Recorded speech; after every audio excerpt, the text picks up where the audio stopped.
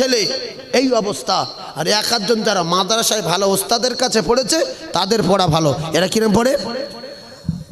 বিসমিল্লাহির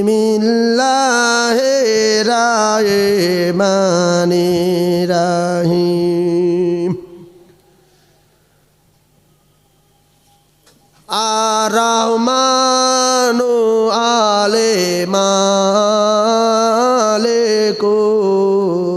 আলেমালেকুরিয়ান। কারণ এই টানটা দিচ্ছে কেন? যেখানে সেখানে আন্দাজি হদ্দ এইটা টান দিয়ে সামনে রক্ষ দেখে নিচ্ছে যে এরপরে এইটা কি করে জুড়বে,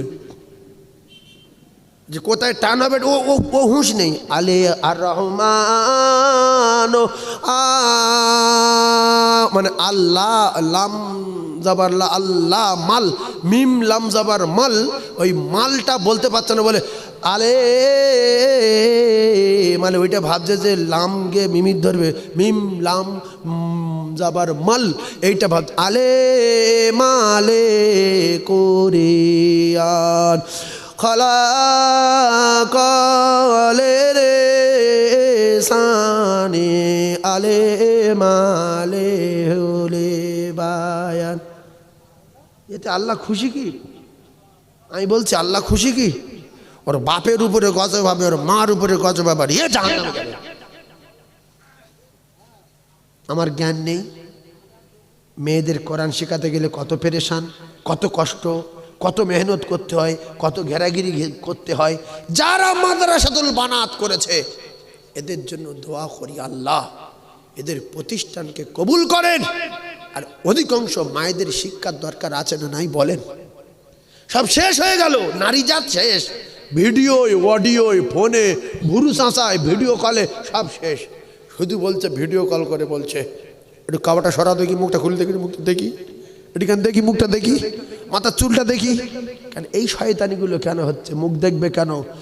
ও অন্য পুরুষ আপনার বোনের, আপনার স্ত্রীর মুখ দেখবে, মাথার চুল দেখবে, সুন্নত না মুস্তাহাব?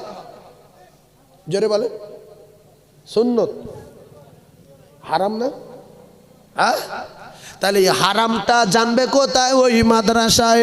ও ভাইয়েরা, বাবাজিরা, আজকের মানুষ, সমাজের মানুষ বলছে 100-র ভিতরে 90 জন কোরআন জানে না, ফরজ গোসলের নিয়ম জানে না, উজুর ফরজ জানে না, এরা মসজিদে যায় নামাজে পাটি দাঁড়ানো দোয়া জানে না। বড় ভুল হয়ে গেছে আমাদের। আমরা তো শিখতে পারিনি। নিশ্চয়ই আমার মা বাপ কোরআন শিক্ষার জন্য বলেছিল, তবে যা হওয়ার হয়ে গেছে। আমি সমাজে পৌঁছতে গেছি, আমি কোরআন পড়তে পারি না, আমি দোয়া কোনো ঠিক মতো জানি না, আমি পাটি দাঁড়ানোর দোয়া জানি না। তবে আমার ছেলেকে বিএড করাই আর এমএ করাই, প্রফেসরের টার্গেট টাক আর এমবিবিএস এর টার্গেট টাক, আর বড় অফিসারের টার্গেট টাক আর লয়ারের টার্গেট টাক। আল্লাহর কসম, রাসূলুল্লাহর হাদিস, রাসূল বললেন খায়রুকুম মান তাআল্লামাল কুরআন ওয়া আল্লামা। আমি রাসূলুল্লাহ কথা দিলাম, প্রত্যেকটা কলেজার টুকরা বোঝার চেষ্টা করুন। পৃথিবীর জমিনে আমি নবী কথা দিলাম, পৃথিবীর জমিনে যত শিক্ষা আছে, যত রকমের শিক্ষা আছে, সমস্ত শিক্ষার 1 নাম্বার শিক্ষা হলো যে শেখে তার ওস্তাদের কাছে আল্লাহ পাকের কোরআন। খায়রুকুম মান তাআল্লামাল কুরআন ওয়া আল্লামা। ভালো করে বোঝার চেষ্টা করুন। তাহলে রাসূলুল্লাহর কথা মতো যদি পৃথিবীর 1 নাম্বার শিক্ষা কোরআন শিক্ষা হয়, এতে ভালো মন্দ না বুঝে এক কথায় মেনে নেওয়ার দরকার আছে না নাই? কেন? ভালো মন্দ যারা বুঝতে গিয়ে ফেসে গেছে, এদের ঠিকানা জাহান্নাম হয়ে গেছে। মুহাম্মদ নবী কি নবী না বুঝতে বুঝতে মারা গেছে, ওর কপালে আগুন লেগেছে। আল্লাহ রসুল যে শিক্ষা পৃথিবীর 1 নাম্বার বলেছে, আপনার জ্ঞানের ঠেলায় কোরআন শিখালে ভালো না খারাপ চিন্তা করতে করতে যদি চলে যান, ও কলিজার টুকরা ভাইয়েরা আমার, তাহলে আপনার ঠিকানা হবে জাহান্নাম। এ কথা মেনে নিতে হবে। রসুল যেহেতু বলেছে পৃথিবীর 1 নাম্বার, এই শিক্ষা শেখার দরকার আছে, এতে এক জাররা পরিমাণ সন্দেহ নাই। সিদ্দিক আকবর 1 নাম্বার হয়েছিলেন, এজন্য রাসূলুল্লাহর কথা যাই বলুক রাসূলুল্লাহ যেটা বলে সত্য বলে, এই কথাটা বলা ছিল বলে আমার আল্লাহ খুশি হয়ে আমার আল্লাহ পাক হযরত সিদ্দিক আকবরকে সাদিক উপাধি দিয়ে দিলেন। জোরে বলো। বেঈমান গিয়ে বলছে, আবু বকর তুমি যে পাগলের বিশ্বাস করো, আসলে পাগল নবী না, চিটিংবাজ, মিথ্যুক। বলছে কারণ, বলছে তুমি একজন জ্ঞানী, কিতাবে লেখা আছে আবু বকর সিদ্দিক শিক্ষিত মানুষ ছিলেন এবং জ্ঞানী মানুষ ছিলেন। টুকটাক ওই বড় লিডার তো করতো বিচার, বড় বেঈমানটা আবু জেহেলটা, আর হযরত আবু বকর সিদ্দিকও টুকটাক চালাতেন, মানে উনি জ্ঞানী মানুষ ছিলেন, সম্মানীয় ব্যক্তি ছিলেন। তো বলতে তোমার তো জ্ঞান আছে, এই পাগলার কথা তুমি মেনে নিলে না, কি হয়েছে? বলছে রাতের বেলা নাকি মসজিদুল আকসা থেকে আরশ আজিমে পৌঁছে গেছে। কত বড় পাগল দেখো! আর সেখান থেকে ফের জান্নাত জাহান্নাম কি কোথায় আছে সব ঘুরে ফের এসে ফজরের নামাজ পড়ছে। এই কোনো মানুষের মতো কথা হয়? তুমি বলো। এই জন্য তুমি যার মেনে নিয়েছো না, ওইটা আমি তোমার শোনাতে এসছি। বলছে নবী এরম বলেছে, রাতের ভিতরে আসমানে গিয়েছি, সেই আল্লাহ পাকের আরশ আজিমে গিয়েছি, সেখান থেকে ফের ঘুরে চলে এসেছি, নবী বলেছে। বলছে না বললে আমি বলছি। বলছে নবী যদি এই কথা মুখ দিয়ে বলে থাকে, তো আমি আবু বকর সিদ্দিক বলছি সব সত্য বলেছে। কথাটা বুঝতে পারবেন? এ তো পাগলা লোক বলে এরম। বাবা রসুল যদি বলে থাকে, এর ভিতরে এক জাররা পরিমাণ সন্দেহ নাই। জোরে বলুন সুবহানাল্লাহ। এই জন্য পৃথিবীর এক নাম্বার রসুল যেটা বলে সেটা আল্লাহর বলা কথা, রসুলের কথা না। তা রসুল যদি বলে থাকে, আমি আবু বকর সিদ্দিক বলছি সত্য বলেছে। তা রসুল যদি বলে থাকে খায়রুকুম মান তাআল্লামাল কুরআন ওয়া আল্লামা, যারা মানুষের বাচ্চা মুসলমানের ঘরে জন্ম নিয়েছে, আল্লাহর কসম এক কথায় মেনে নিয়ে তার প্রত্যেকটা ছেলে মেয়েকে কোরআন শেখাতে হবে। যদি ভাবতে ভাবতে মরে যান, সোজা জাহান্নামের টিকিট, যে কোরআন সত্য না মিথ্যা, কোরআন সত্য না মিথ্যা, এই হাদিসটা সত্য না মিথ্যা। আমাদের আর ভাবার দরকার আছে কি? নবী যেটা বলেছে সত্য না মিথ্যা। তাহলে নবীকে যারা অপমান করছে, আল্লাহ তাদের শাস্তি দেবে না দেবে না? আর তার শাস্তি আমরা পাচ্ছি, আমরা বহু লোক শাস্তি পাচ্ছি। লজ্জাজনক ব্যাপার। মসজিদে যাই, মুয়াজ্জিন নাই, বলছে কাকা তাকবীর দাও। কাকা বলছে আমি তাকবীর দিতে পারবো না। কেন তাকবীর দিতে পারবো না? কেন না? তুমি অন্য লোকের বলো। এই তুমি চার দোকানে এত বড় বড় কথা বলো, এই তুমি বিশাল কোটিপতি, তাকবীর দাও বাপের বেটা। যদিও তাকবীর দিল, হায় আল্লাহু আকবার, আল্লাহু আকবার, হু আকবার হবে না, হু আকবার হবে। আক, হামজা গইন জবর আগ, আর হামজা আলি, হামজা গইন জবর আগ, আর হামজা কফ জবর আক। তাহলে হামজা কাফ জবর আক আর হামজা গইন জবর আগ, তাহলে পুরো অক্ষর পাল্টে দিল। কোথায় কাফ আর কোথায় গইন? আল্লাহু আকবার, আল্লাহু আকবার, গইন হচ্ছে, এখানে হবে আল্লাহু আকবার,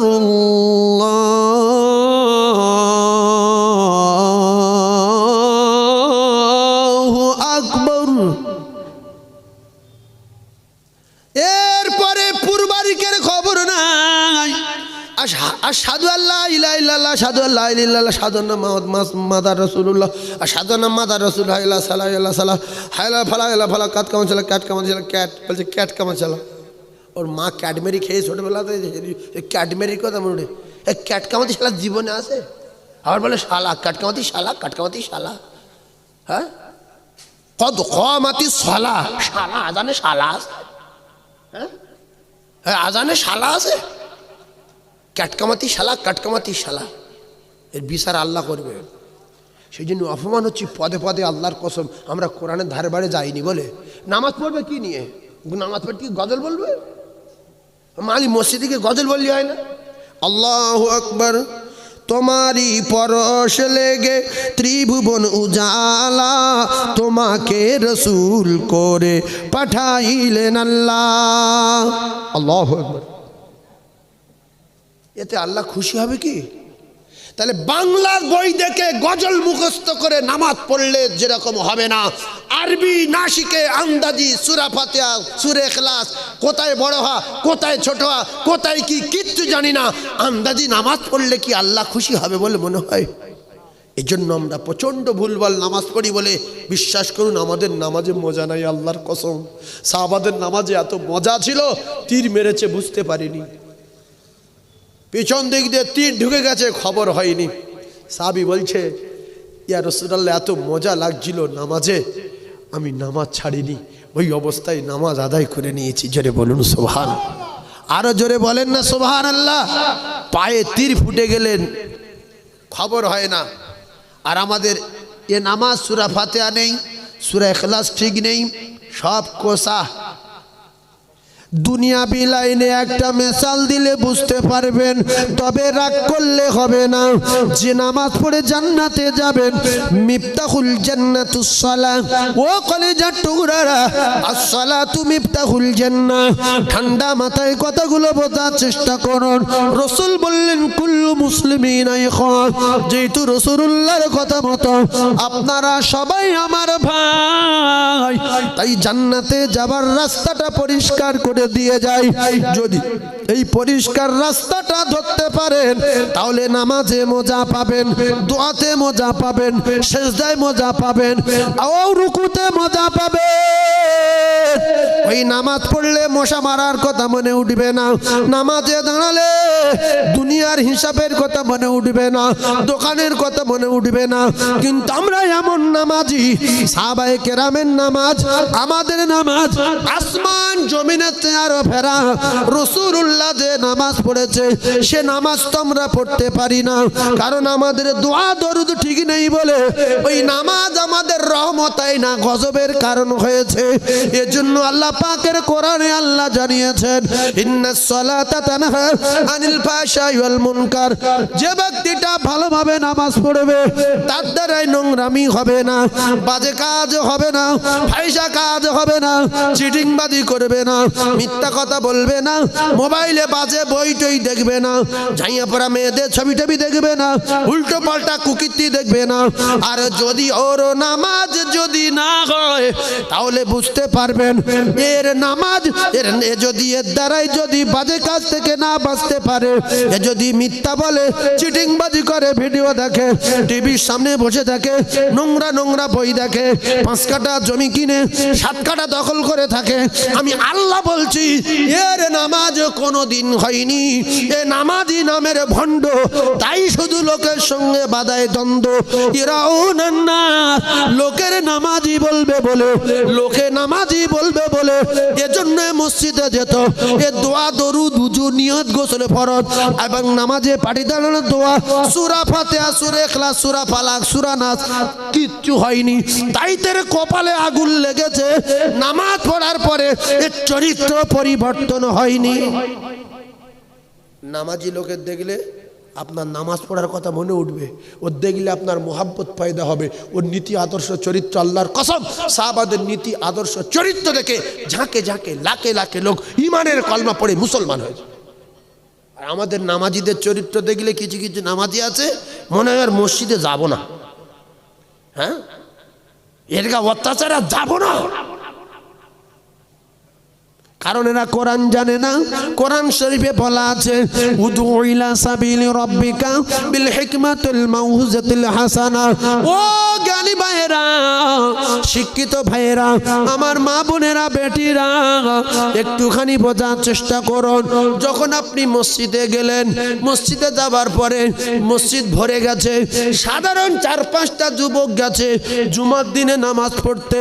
আপনার যদি সত্যিকারে কোরআনের জ্ঞান থাকতো, তাহলে আপনি হিকমত দিয়ে আল্লাহ পাকের কোরআনের কথা চিন্তা ভাবনা করে ঠান্ডা মেজাজে ভালোভাবে হিকমতের সঙ্গে বুঝিয়ে ওই কটা ছেলে নামাজের কাতারে দাঁড় করিয়ে দিতেন।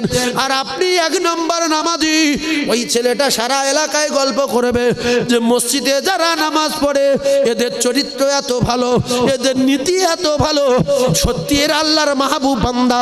কটা জ্ঞানী মানুষ আমাদের নিয়ে বলল, বাপ তোরা সামনে দাঁড়া, আমরা পিছনে বারান্দায় যাই, এদের আদর্শ দেখে আমার কলিজা ঠান্ডা হয়ে গেছে। এই আদর্শ দেখানো তো দূরের কথা, এদের নামাজ কোনোদিনই হয়নি বলে তাই আনকা ছেলেগুলো রাস করে। ভাই বাড়ি যা, ভাই হাট মসজিদ বেরো, সারা সপ্তাহ মসজিদে না ফাদলামি করতে আছে, বেরো বেরো, নিয়ে জানে না, দোয়া জানে না। না না না না না, খবরদার বলবেন না। মসজিদে নামাজ পড়তে ওরা এসেছে, ওরা পেশাব করতে আসেনি মসজিদে। মসজিদে যারা পেশাব করতে এসেছিল আল্লাহ রসুলও তাদের হ্রাস করেনি। এই যে পেশাব করতে ছিল মারছিল নবী, এরা কি পেশাব করতে আছে মসজিদে? না আপনার পিটতে আছে? আপনার ভাষা ওরকম হবে কেন? আরো কি বলবেন, বাবা এসো, বাবা এসো, আমি চেপে যাচ্ছি বাবা। আরো যদি ওরা বলে কাকা সরে যাও, তো বাড়ি কোথায়? উরি সর্বনাশ, কি রে সেবেলার লোক নাকি রে? ও কোনো রকম বাড়ে ফাড়ে দাঁড়িয়ে নামাজ পড়ে ফালাবে, ও যতদিন বাঁধবে আর শুক্রবার আসবে না। ওর মা বলবে বাপ যা, বলে হ্যাঁ মার্কেট যাও, তুমি যাও মার্কেট যাবো, সেবারে গেছিল ফেরাই লেলো কথা বলে। ওই মুরব্বীর উচিত কি যে বাপ আমি সরে বসছি, আমি বারান্দায় যাচ্ছি। ও যদিও নামাজে নিয়ত করে, ভাববে যে আল্লাহ এত ভালো লোক, আমার জায়গা দিল একটা হাজি সাহেব, একটা মাওলানা সাহেব, সেই ওখানে সরে গিয়ে বসে আছে। ইস, এদের নীতি চরিত্র কি দেখো। আর ইনি ভাবছে যে আমি একটা হাজি সাহেব, 7 বার হজ করেছি, 4-5টা দোকান, আমার বলছি সরে বসো, এর জ্ঞান কি রিয়েছে না আমার। এবার পিছনের লোকগুলো দেখছে কেউ আর রাস করলো, ও সর্বনাশ, 7-8টা দোকান ও করি যাবারে করি, ওর কিছু বলবে না। আপনি এত জোর রাস করলেন কেন? ও তো ঠিক বলেছে, আপনি সরে যান না, নবীর নীতি তো আপনার ভিতরে আছে। এরা বলে তাহলে দোকান আর বসতে দেবে না, চা দিতে চা দেবে না, ও যা বলো বলি। আর ওটি যদি পাগলা লোকে চিল্লে উঠতো, এরা এসে এই পাগলার টুটি ধরে বাইরে ছেড়ে ফেল দিত, মসজিদে চেল্লানোর জায়গা, হাঁটো পাগল ছাগল সব। তাহলে এই নীতি, রসুলের নীতি আমাদের ভিতরে নাই কেন? রসুলের নীতি আমাদের ভিতরে থাকলে আল্লাহর কসম আমাদের সংসারে বরকত হবে। রসুলের সংসারে অনেক খাদ্য খাবার ছিল না, গোশত ছিল না, ভালো কাঁথা কম্বল ছিল না। ওমর ফারুক রাদিয়াল্লাহু তাআলা রসুলের বাড়ি এসে কাঁদছে, হাওয়া করে কাঁদছে। আল্লাহ রসুল বললেন, ওমর তুমি কাঁদছো কেন আমার বাড়িতে এসে? হযরত ওমর ফারুক বললেন, ইয়া রাসূলুল্লাহ আমি চোখে পানি রাখতে পারি না। ইয়া রাসূলুল্লাহ আপনার বাড়ি কোথায়? আপনার হাড়ি কোথায়? আপনার গেলাস কোথায়? আপনার বাটি? ইয়া রাসূলুল্লাহ একটা গেলাস কাত হয়ে পড়ে আছে, একটা বাসন উপরে পড়ে আছে, একটা বিছানা নাই। ইয়া রাসূলুল্লাহ আপনি একটা খাটের শুধু দড়ির উপরে শুয়ে আছেন। আল্লাহ রসুলের পিঠে দড়ির দাগ বসে গেছে। কেতাবে লেখা আছে রাসূলুল্লাহর এত ছোট্ট ঘর ছিল, ঠিক মতো শুতে পারতো না সোজা হয়ে, ঠিক মতো কাঁথা ছিল না, ঠিক মতো বিছনা ছিল না, রাসূলুল্লাহর পিঠে দড়ির দাগ। হযরত ওমর ফারুক বললেন, ইয়া রাসূলুল্লাহ আপনি যদি কিছু মনে না করেন একটুখানি আমার অর্ডার দিন। ইয়া রাসূলুল্লাহ গো আমি আপনার জন্য ভালো তোশক তৈরি করি, ভালো বিছনার ব্যবস্থা করি। আল্লাহ রসুল বললেন, না না না, আমি আল্লাহ নবী যদি চাই, আমার আল্লাহ পাক আল্লাহ তাআলা পাহাড় পাহাড় সোনা আমি আল্লাহ রসুল যদি চাই আমাকে দিয়ে দেবেন। এজন্য আল্লাহ পাক জিবরিল পাঠিয়ে বলেছিলেন নবীকে, ইয়া রাসূলুল্লাহ আপনার কষ্ট দেখে আমি আল্লাহকে বললাম, আল্লাহ আপনার দোস্তর এত কষ্ট, আপনার দোস্তকে আপনি বাদশা বানিয়েছেন, আপনি কি আপনার দোস্তর কিছু দিতে পারেন না?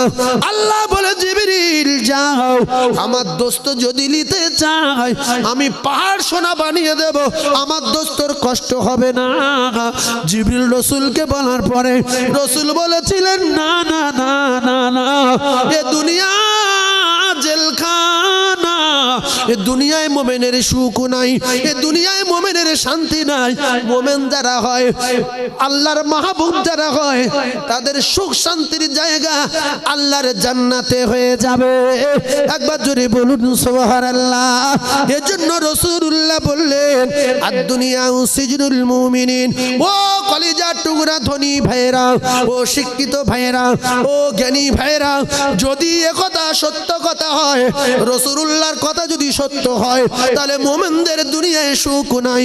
বলতে পারেন কোন মোমেনটা দুনিয়ায় সুখ পেয়েছে? হযরত ইমাম হাসান আর হুসাইন পৃথিবীর এক নাম্বার। হযরত ইমাম হুসাইন, হযরত ইমাম হাসান, আল্লাহ রাসূল বলেছেন এরা দুই ভাই হবে জান্নাতের तमाम যুবকদের এক নাম্বার। সেই দুটো কলিজার টুকরার পেটে পাথর বাঁধা ছিল, সেই দুটো কলিজার টুকরা দিনের পর দিন অনাহারে ছিল। ও কলিজার টুকরা শেরে খোদা আলী জান্নাতের টিকিট পাওয়ার পরে দিনের পর দিন অনাহারে খাওয়া নাই। ও কলিজার টুকরা হযরত আবু হুরায়রা রাদিয়াল্লাহু তাআলা আনহু বিখ্যাত সাহাবী, আল্লাহ পাকের জান্নাতি সাহাবী আবু হুরায়রা এশার নামাজ পড়ে মদিনার মসজিদ থেকে বাইরে বার হয়ে বারান্দায় পড়ে গেছে, আর উঠতে পারে না। আল্লাহ রাসূল জিজ্ঞাসা করলেন আবু হুরায়রা এমন করে পড়ে কাঁদছো কেন? বলছে ইয়া রাসূলুল্লাহ আজ 3 দিন কিছু খেতে পাইনি, আমি নামাজ পড়ে পড়ে গেছি আর উঠতে পারি না, আমি মারা যাব, আমি আবু হুরায়রা আর বাঁচব না। রাসূলের বাড়ি এতটুকু খাবার ছিল না, সেইটুকু নিয়ে আবু হুরায়রাকে খেতে দেয়। এজন্য রাসূল বললেন আদ-দুনিয়া সিজনুল মুমিনিন, মুমিন যারা হবে এদের দুনিয়ায় কারাগার হবে, এদের কারাগারে শান্তি যেরকম মানুষ পায় না, মুমিন দুনিয়ায় সুখ শান্তি পাবে না। এদের আমলে আমলে রাত কেটে যাবে, তেলাওয়াতে তেলাওয়াতে দিন কেটে যাবে, কবরের চিন্তায়, হাসরের চিন্তায়, জান্নাতে যাওয়ার জন্য চিন্তায় চিন্তায় দিন কেটে যাবে। সে জায়গায় সুখ আর শান্তি শুরু হবে, জীবনে কোনোদিন শেষ হবে না। তাই কিছু জ্ঞানী আর কিছু ধনী ভাইদের চিন্তায় চিন্তায়, টাকার চিন্তায় দিন কেটে যায়। দোকানে 150 রকম মাল তুলেছে, গুনতে গুনতে দিন কেটে যায়। কত টাকা লাভ হলো, কত টাকা লস হলো, হিসাব করতে করতে দিন কেটে যায়। আর হঠাৎ করে মোটর বাইক নিয়ে মালন্ত যেতে যেতে 4 চাকার তলায় পড়ে চুপকে শুয়ে থাকে, মরে যায়। আল্লাহ বলবে তুই কি চিন্তা করতে করতে মরিস? না দুনিয়ার দোকানে মালের চিন্তা করতে করতে মরি। তা কি নিয়ে এসছি? না কিছু আনতে পারিনি, সে লোহার রড, কলের পাইপ, সিমেন্টের বস্তা সব রেখে দিয়েছি দোকানে। আসছো আল্লাহর কাছে সিমেন্টের বস্তা বস্তা নিয়ে আসে না? নাই আল্লাহ তোমার রুই জিজ্ঞেস করেছে? ভাইরা আমার, বাবাদিরা বোঝার চেষ্টা করুন। আল্লাহ রাসূল দিন ও দুনিয়ার বাদশা, আকায় নামদার, কি নিয়ামত, কি নিয়ামত, কি নিয়ামত আমার আল্লাহ পাক করেছিলেন রাসূলুল্লাহকে। আল্লাহ পাক তার দোস্তের সঙ্গে দেখা করবেন বলে, আসলে জিবরিল সব সময় দেখা করে, জিবরিল সব সময় দেখা করে, জিবরিল কথাবার্তা বলে, এক জায়গায় বসে আলোচনা করে। আমার আল্লাহ দেখা করবেন বলে জিবরিলকে বললেন, জিবরিল তুমি আমার দোস্তকে একটু নিয়ে আমার আসমানের বর্ডারে পৌঁছে দাও, আমার আসমানের বর্ডারে পৌঁছে দাও, তোমাদের সীমানায় পৌঁছে দাও। ওখান থেকে আমি আমার দোস্তকে একা ডেকে নিয়ে আমি একটু আমার দোস্তের সঙ্গে বসে আলোচনা করব। যদি বলেন না সব আসমানের বর্ডার আছে না? নাই। বর্ডারটা কোনটা বলে? সিজরাতুল মুনতাহা। আসমানের বর্ডার কোনটা? সিজরাতুল মুনতাহা। ওটাই ফেরেশতাদের বর্ডার, সবার বর্ডার। বর্ডার টপকাতে কেউ পারেনি, শুধু একজন পেরেছিলেন, তিনি হলেন আমাদের নবী। জোরে বলেন। ভাইরা আমার, বাবাদিরা, আল্লাহর নবী দিন দুনিয়ার বাদশার ওয়াফাতের সময় ও কলিজা টুকরারা জিবরিল আমিন এসেছিলেন, সঙ্গে ছিল মালাকুল মউত আজরাইল আলাইহিস সালাতু ওয়াস সালাম। রাসূলুল্লাহর কাছে বিদায় নেবেন জিবরিল, কিন্তু একটা নতুন ফেরেশতা কিতাবে লেখা দিন দুনিয়ার বাদশাহ আকায়ে নামদার তাজদার মদিনা আল্লাহর দোস্তর ইন্তেকালের সময় ফাতেমা এত কান্না কাঁদতেছিলেন। ফাতিমার কান্না দেখানো যায় না। আমার জানের আব্বা চলে যাবে, আমার কলিজার টুকরা চলে যাবে, আমার আব্বার পেটে ভাত নাই, আমার আব্বার পেটে পাথর বাঁধা। কত গরিবী হালতে কাটিয়েছেন দেখেন। মেয়ের বাড়ি যাবে, মেয়ে যদি কিছু দেয় আল্লাহ রসুল খাবে, পেটে 4 দিন খাওয়া নাই, পাথর বাঁধা আছে। আল্লাহ নবী গিয়ে বললেন, মা আমার কলিজার টুকরি, মা আমি তোমার আব্বা এসেছি, মা 4 দিন খাওয়া না। দোজানের বাদশা যাওয়ার পরে খাতুনে জান্নাত, যিনি জান্নাতি সমস্ত নারীদের সরদারিনী হবেন, ও জ্ঞানী ভাইরা, ও কলিজার টুকরারা, ফাতিমা তু জোহরা কাঁদে, আব্বু। রসুল বলে, আমার মা কাঁদে কেন? আমি রসুল আর চলতে পারি না, আমি রসুল আর হাঁটতে পারি না, 4 দিন পেটে পাথর বাঁধা, সোজা হতে পারি না, আমার কলিজার টুকরা কাঁদে কেন? রসুল বললেন, ফাতিমা ও আমার নয়নের বাতি, চোখের পুতুল, তুমি কাঁদো কেন? ওই সময় ফাতিমা তু জোহরা বলেন, আব্বু আজ 3 দিন আমি অনাহারে খেতে পাইনি গো আব্বু, আর আমার 2 নয়নের বাতি, আপনার কলিজার টুকরা, জানের টুকরা, আমার হাসান আর হুসাইন বাজবে না, ওরা সোজা হতে পারে না। আব্বু গো, ক্ষুধার যন্ত্রণার সহ্য হয় না। বিশ্ব নবী বললেন, মা কেঁদো না, কেঁদো না, আমার কলিজার টুকরি, কেঁদো না। আমি রাসূলুল্লাহ, আমি হাবিবুল্লাহ জানিয়ে দিলাম, তোমার আব্বা জান 1 দিন না 2 দিন না 4 দিন খাওয়া না।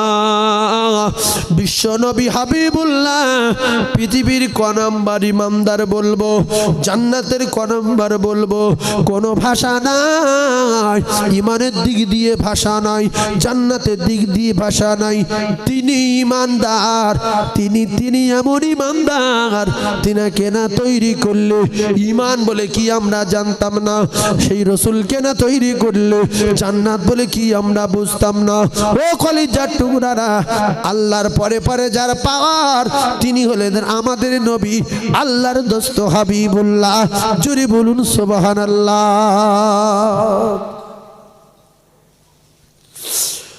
ও বেটি ফাতেমা, ও বেটি ফাতেমা, কেঁদো না মা, কেঁদো না, তোমার কান্না আমি সহ্য করতে পারি না মা।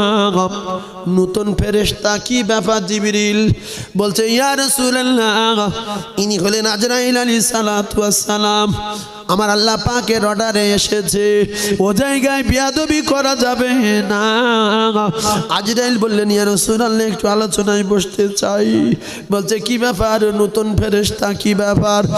আল্লাহর নবী, দিল দুনিয়ার বাদশাহ, বিশ্ব নবী, আল্লাহর দোস্ত মুহাম্মদুর রাসূলুল্লাহ সাল্লাল্লাহু আলাইহি সাল্লামকে বললেন, নতুন ফেরেশতা, ইয়া রাসূলুল্লাহ, আমি মালাকুল মউত আজরাইল আলাইহিস সালাতু ওয়াস সালাম, আমি তাম পৃথিবীর মানুষের জান কবজা করি, তবে আমার জান কবজা করার সময় এই বাপ আদম থেকে নিয়ে আজ পর্যন্ত কারোর কাছে অনুমতি চাইনি, অনুমতি চাওয়ার দরকার হয়নি, কিন্তু আমার আল্লাহ পাক বলে পাঠিয়ে দিয়েছেন, আজকে আপনার সঙ্গে আলোচনায় বসতে বলেছে, আপনি যদি অনুমতি দেন তাহলে আপনার জান কবজা করব, গায়ে হাত দেব, আর যদি বলেন না আমি মালাকুল মউত ফিরে যাব। আল্লাহ নবীর বেটি ফাতিমা কান্নায় যারে যার আব্বু আব্বু করে কাঁদে। রাসূলুল্লাহ বলেই দিলেন, আজরাইল, আমি আমার দোস্তর সঙ্গে দেখা করতে যাই, আমি আমার মাহবুদের সঙ্গে দেখা করতে চাই, আমি আমার আল্লাহর দরবারে ফিরে যেতে চাই। খাতুনে জান্নাতের কান্নায় রাসূল বললেন, বেটি কেঁদো না, কেঁদো না, কেঁদো না, কানে কানে কথা বললেন, বেটি কেঁদো না, আমি তোমার আব্বা জান কান্না সইতে পারি না, তবে আমি কথা দিচ্ছি মা ফাতিমা, আমার ইন্তেকালের পরে আমি সর্বপ্রথম তোমার সঙ্গে দেখা করব মা। খাতুনে জান্নাত জান্নাতি রানী মা ফাতিমাতু জোহরা রাদিয়াল্লাহু তাআলা আনহা। মা ফাতিমাতু জোহরার বুঝতে বাকি নাই, আমার আব্বা জানের বাদী আমার পালা। হযরত আয়েশা সিদ্দিকা কাঁদতেছিলেন। হযরত আয়েশা সিদ্দিকা বলেন, আমি রাসূলুল্লাহ ঠোঁটের দিকে তাকিয়ে আল্লাহ রসুল শুধু ঠোঁট নাড়তেছে, কি বলতেছে দেখি। আমি আয়েশা সিদ্দিকা রাদিয়াল্লাহু তাআলা আনহা রসুলের কানে কাছে ঠোঁট লাগিয়ে শুনতে পাই আল্লাহ রসুল শুধু বলছেন আসসালাত আসসালাত আসসালাত আসসালাত আসসালাত ওয়া মা মালাকাত আইমানুকুম আসসালাত। ও আমার উম্মতেরা নামাজ নামাজ নামাজ নামাজ। এই নামাজের জন্য রাসূলুল্লাহ মাথা ফাটিয়েছে, এই নামাজের জন্য বিশ্ব নবী ঝাঁঝরা হয়েছে, এই নামাজের জন্য বিশ্ব নবী রক্তে রঞ্জিত হয়েছে, এই নামাজের জন্য সাহাবায়ে কেরামের